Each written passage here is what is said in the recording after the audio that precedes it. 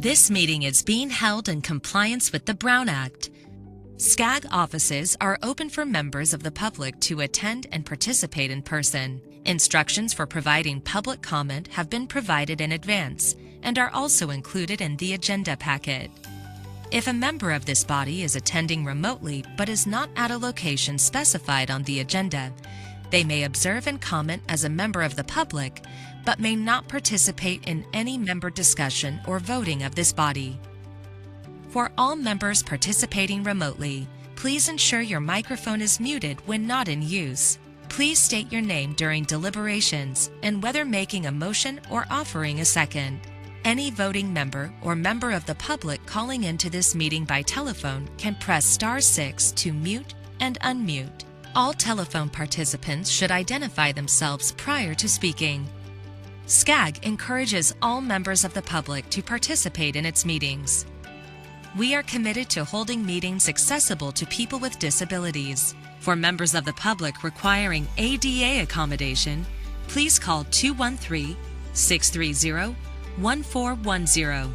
SCAG offers free interpretation services for members of the public needing information in another language. Please call 213-236-1895.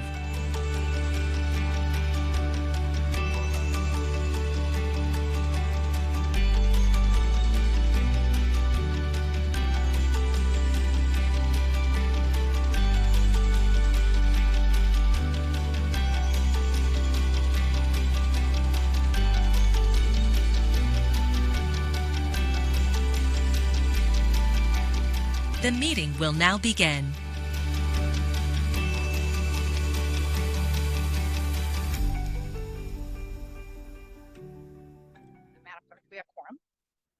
Madam President, we do have a quorum.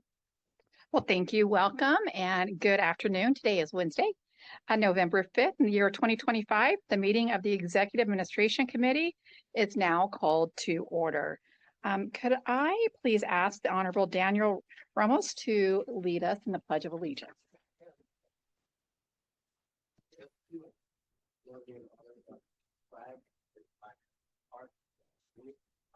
I pledge allegiance to the flag of the United States of America and to the republic for which it stands, one nation under God, indivisible, with liberty and justice for all.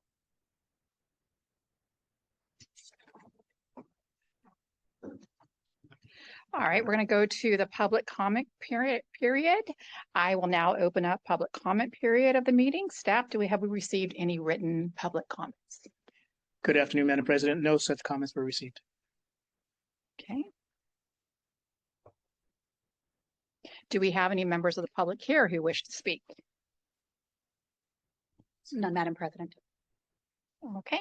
All right. Well, then I am going to close the comment period for matters not listed on the agenda.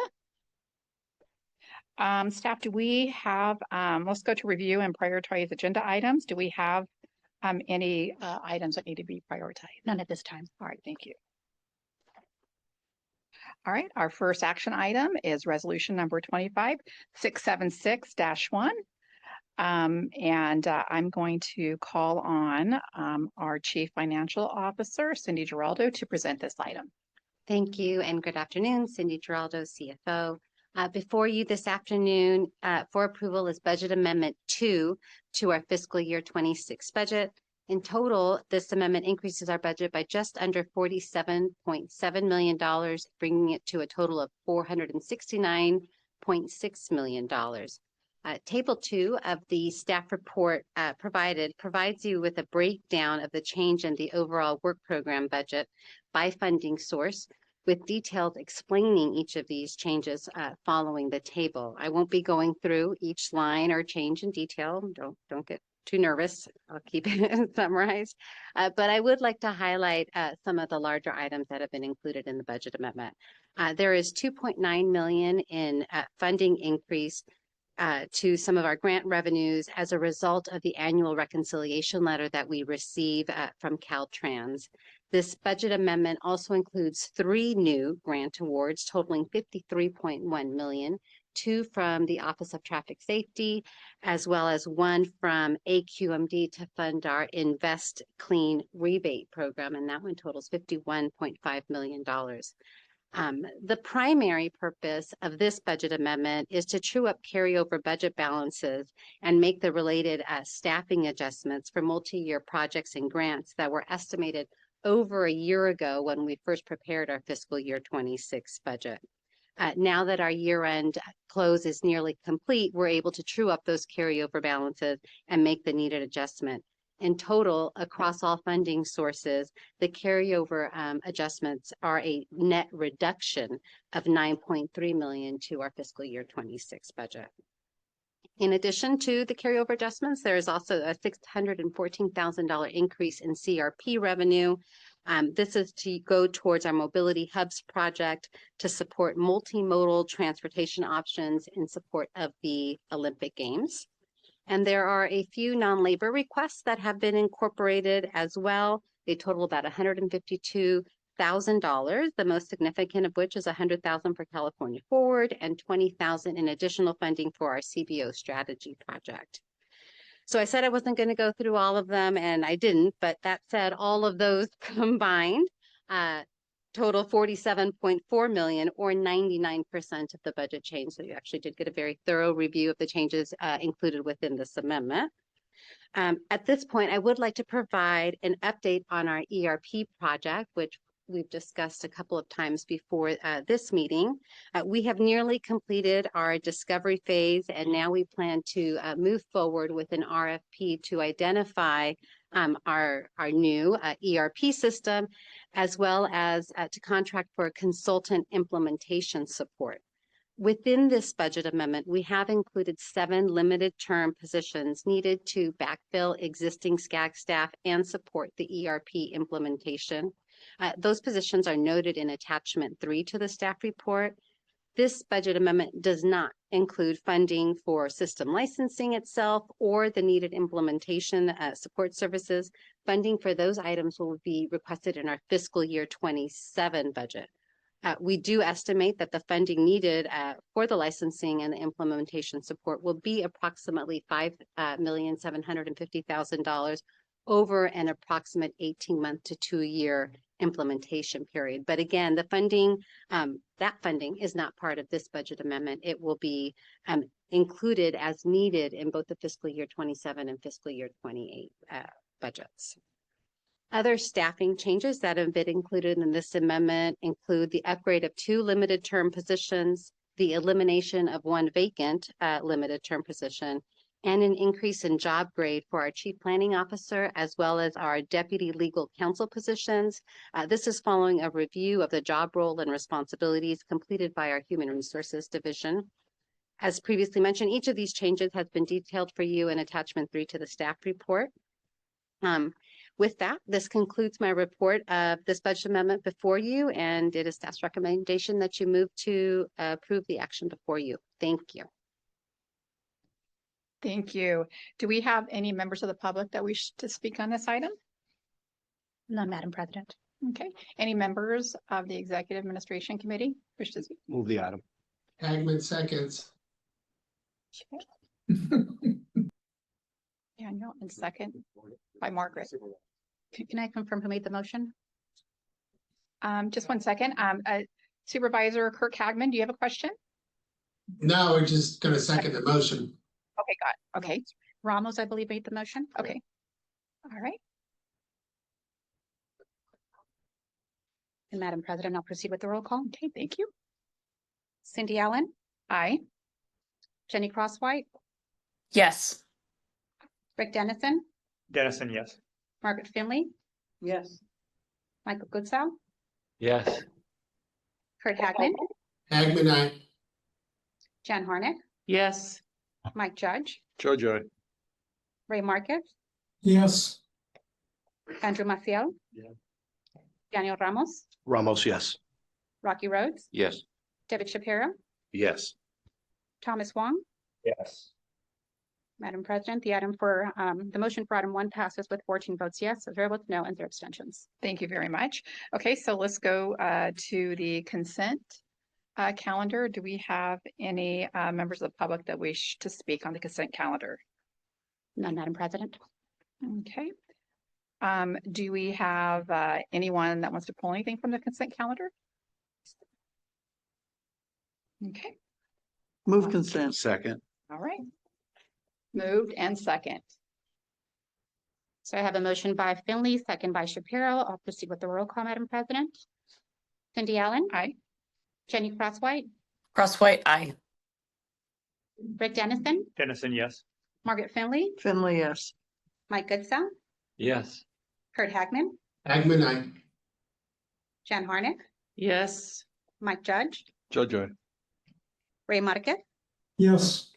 Andrew Maciel. Yeah. Daniel Ramos, Ramos, yes. Rocky Rhodes, Yes. David Shapiro, Yes. Thomas Wong. Yes. Madam President, the motion for the consent calendar passes with 14 votes yes, 0 votes no, and 0 abstentions. Perfect, thank you. Okay, so now we're gonna go to our information items, REAP 2.0 program update. And I'm gonna call on Elizabeth Parpajal, the Deputy Director, Land Use, who will present this item. Thank you.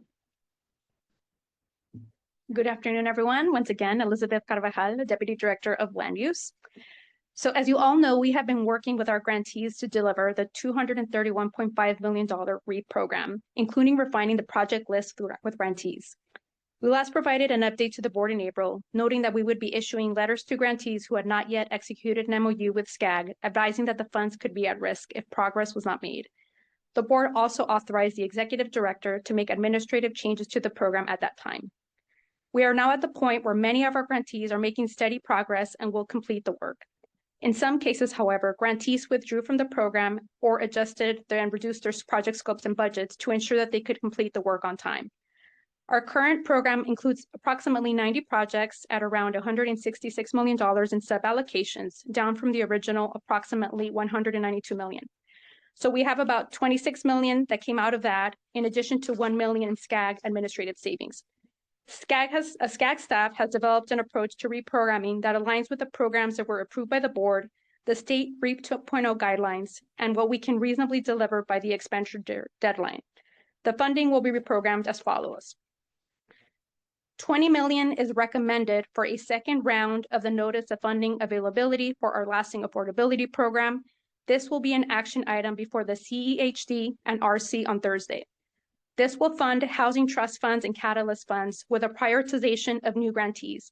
And this is really for organizations that are ready to receive and to distribute the funding.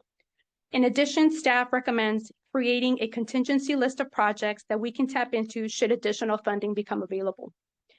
The remaining funding will be reprogrammed to first restore $4 million to our Regional Pilot Initiatives program.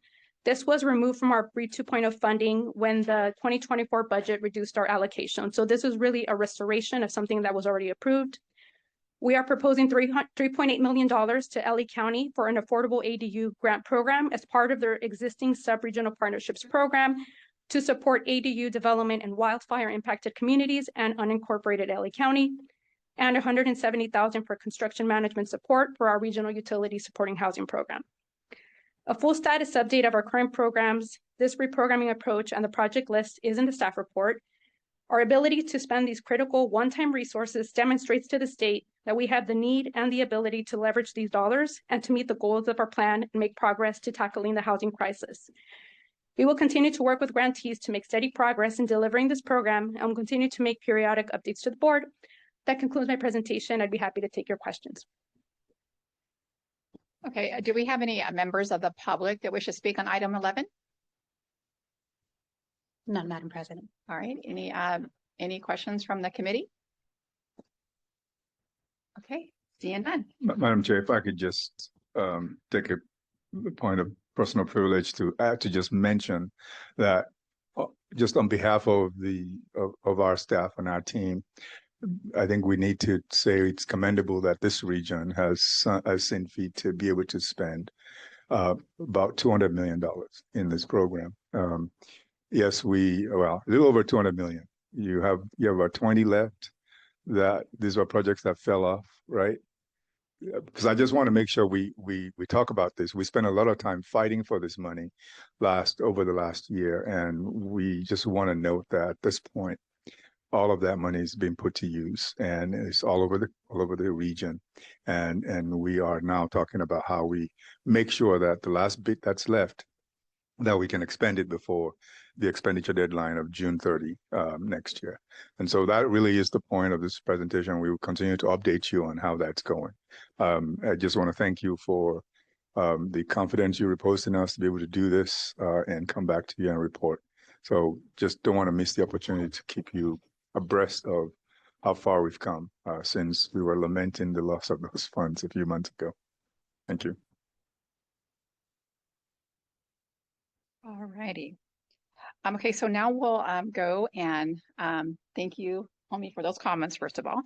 Now we're going to go to receiving reports from the Chief Financial Officer, the President, and the Executive Director. But before we begin, do we have any members of the public who wish to speak on any of these three items? No raised hands, Madam President. Okay, so then I will close the public comment period. And I will go to the President's report. So the Annual League of Cities Conference and Expo was in Long Beach, and we're proud to host the conference and the expo last month. The 3-day conference was widely attended by mayors and council members, city managers, and staff, and they all participated in topics like climate resilience, legislation, and innovative leadership. So at the conference, our first Vice President, Ray Marquez, passed the Cal Cities Latino Caucus presidency to another of our regional council members, Ulysses Cabrera of Moreno Valley. And we continue to value our partners at Cal Cities and look forward to continue those relationships and collaboration. The 2025 Southern California Economic Update will take place during the SCAG Joint Policy Conference meeting on December 4th at 9:30 a.m. And as discussed and reported from our Executive Administration Committee retreat at the first of the fiscal year, our schedule necessitates having a regional council meeting in December. And we will again incorporate our regular economic report into that day in lieu of a separate event. SCAG's roundtable of independent economists produces this comprehensive report and near-term outlook on the region's economy each year. This year's presentation will include an in-depth discussion moderated by our former Los Angeles Mayor, Eric Garcetti. And we really look forward to all of you being a part of that discussion next month. So I can't believe it is here, but we're calling for sponsors already for our 61st annual regional conference and a general assembly. Can we believe it's already here, almost here again? Wow. So it's already time to start planning for the General Assembly. SCAG will host its 61st annual regional conference and General Assembly on May 8th, on 7th and 8th at the JW Marriott Desert Springs Resort and Spa in Palm Desert. Over the next couple months, the Honorable Jenny Crosswhite and her Pretty in Pink will convene the host committee. Meantime, sponsorship opportunities are available. And so please contact our special events producer, the amazing Perla Lopez, with any sponsorship inquiries, or if you're interested in helping us meet our fundraising part as a host committee, and I hope we're all part of that. Now, before we go to Comey, I am going to hand this over for our Chief Financial Officer to provide her report, Cindy Corrado. Thank you. I appreciate that. So just keeping in spirit with Kome's earlier comments about taking a moment to recognize how well we take the funding that we receive here at this agency and apply it towards meaningful projects. My CFO report today is just going to include a couple of highlights of some projects that we recently completed. The first being our Go Human safety strategies. This contract enabled a comprehensive evaluation of three of our Go Human program areas. It included feedback from 37 local agencies and CBOs, resulting in an over 30 actionable recommendations report to improve accessibility and safety messaging strategies. Of course, we'll be applying these to our Go Human program and look forward to continuing to elevating that work in the region. Another great project that was recently wrapped up is the Transformation and Predictive Modeling and Analysis Platform. This work was funded through the Office of Traffic Safety over 2 grant cycles. Through this grant funding, we were able to develop a modeling platform to predict traffic incidents and generate recommendations for effective mitigation of risk and improve overall transportation safety. So 2 really great projects that have been wrapped up in this past quarter. This report also includes our quarterly financial reports. They are there for you to review as you like. So if you care to, please take a look at those. Otherwise, that concludes my comments for this month. Thank you very much. Thank you, Cindy. All right, and now I'm going to hand this over to our Executive Director, Comey, who will provide his report. Thank you, Madam President. Good afternoon. Tomorrow at the Transportation Committee, SCAG will be recommending $1.25 billion in federal fiscal year 26-27, 27-28 Surface Transportation Block Grant, STBG, and Congestion Mitigation and Air Quality, CMAQ.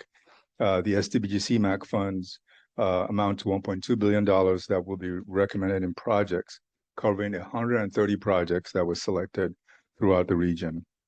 All the sponsors of the projects, the eligible sponsors, sent their projects through the respective county commissions. So the projects came through the 6 county commissions to SCAG, and SCAG staff spent some time evaluating those projects according to the criteria that were outlined and in the program guidelines that was approved by the Regional Council earlier this year. SCAG hosted numerous program workshops for interested applicants just to familiarize people with the opportunity. And we also held about 30 hours of office hour appointments and provided robust information on our website and via newsletters. Additionally, several county commissions also conducted county-specific outreach as required through the program guidelines to be sure that the word got out and we were all inclusive in getting this funding out. These funding recommendations will be presented to the Regional Council in December for their approval. And upon approval by the Regional Council, project sponsors then can program their projects in the Federal Transportation Improvement Program, the FTIP, and that will begin the process of obligating those funds for projects. Administering this program for us at SCAG is new. This program came to us as a result of a 2021 corrective action by the federal government. SCAG became responsible for the selection, and that's really the Regional Council became responsible for the selection of STBG CMAQ funds within this region as of July 1, 2023, as required by federal regulations. Up until that point, for almost 3 decades, our region had been out of compliance with federal regulations in how we were administering the federal funds. So the corrective action was intended to make amends to that and bring that decision-making of project selection to the MPO. We are required, and we've sort of dealt with this over time, we're required to make sure that the MPO is aligning transportation projects with the RTP that the federal government approves. And I think this sort of speaks to that as according to the corrective action plan that we submitted to the federal government and was approved also by the Regional Council. You might have heard of SB 79. SB 79 was signed by the governor on October 10th. The bill aims to increase housing supply by streamlining housing housing development near transit. The bill includes a requirement for MPOs like SCAG to develop maps that will identify transit stops and surrounding areas around the transit stops will be mapped to see to show opportunities for potential housing in the area. We just sent a letter to the Housing Community Development Department at the state HCD requesting their guidance because the law was specific that our map making will have to be according to their guidance. These standards are necessary for us to be able to make the maps as required under the law, and also in guiding local jurisdictions in the implementation of the legislation. The effective date of the legislation is July 1, 2026. We feel like we don't really have enough time between the work we need to do and come through our board, as well as the ordinances that local jurisdictions that are impacted would have to go through. So we're working through that with the state. Our team continues to review the legislation to inform the mapping assumptions. So while we're waiting for HCD, we're working on what we think might be the true interpretation of what the law is requiring us to do and doing some groundwork, but we will not be able to move forward effectively without clear direction from the state. We just opened applications for the Future Leaders Initiative. We just launched the Future Leaders Initiative. It's a civic leadership pilot program for young adults. We're currently accepting applications through November 25th. And I want to thank all the members that have helped promote the program across your areas to bring young people into conversation with SCAG on the work that we do, and hopefully allow us to also benefit from their perspective in developing programs across the region. We invite you all to share this opportunity in your communities to help get the word out. If you have any questions about the program, please let us know. It's really about bringing in young people, up to 24 of them at a time, over a 6-month period, and expose them to the work at SCAG and hopefully get their perspective in how we want to communicate to them, but also what they think we should be considering in the development of our programs. So it's an enhancement of our public participation process. Yes.